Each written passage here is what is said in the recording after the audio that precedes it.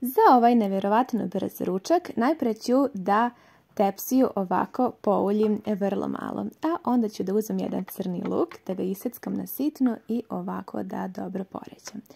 Zatim koristim 3 krompira, neke srednje veličine i seckam ih ovako na tanke kolutiće i ovako ih ređam ravnomerno i raspoređujem na tepsiju. Posolit ću malo, a zatim ću staviti malo peršuna, vrlo malo, i malo bibera. Sada sve ovako dobro ću da promešam, da uvaljam svaki krompir u začin i malo ću da pospem sa uljem. Ovdje imam 500 grama pilećeg filea koje ću da iseckam na kockice i vrlo malo začinim. Stavit ću malo soli i malo bibera, sve ću to promešati, a potom ću lijepo poređati ovako u tepsiju. Također ravnomerno ću rasporediti ovo meso da bude svuda u tepsiji. Sada je meso spremno, pravit ćemo preliv. Za preliv ću koristiti 2 jaja koje ću ovako dobro promešati, a zatim ću dodati 3 pune kašike kiselog mlijeka. Nakon mlijeka dodajem i pola šolje običnog kravljeg mlijeka i sve ću ovako dobro da promešam, da se ovi sastojci fino sjedine.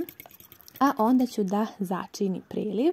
Koristim ovaj sezonski začin, to je miks paprike i drugih začina. Dodajem bosiljak, origano, naravno začine po želji. Sve ću dobro da promešam i da prelijem ovaj fantastičan ručak sa ovim prelivom. Sada ću prekriti aluminijumskom folijom i peći u rerni na 200 stepeni. Dok se ručak peče, pripremit ću paradajz i rendeni sir.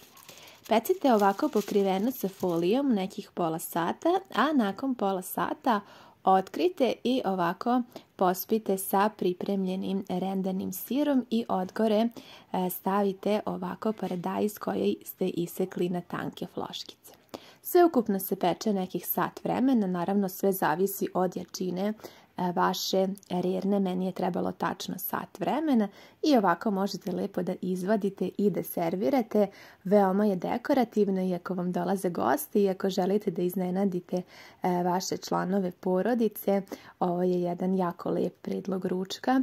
Ukus je savršen i fantastičan, jako je fin, svi sastojci su unutra koje svi volimo, tako da sa ovim ručkom ne možete pogrešiti. Nadam se da vam se ovaj recept dopao. Ako jeste, pišite mi u komentarima da li ste ga isprobali i kako vam se čini. Hvala vam puno na gledanju i prijatno!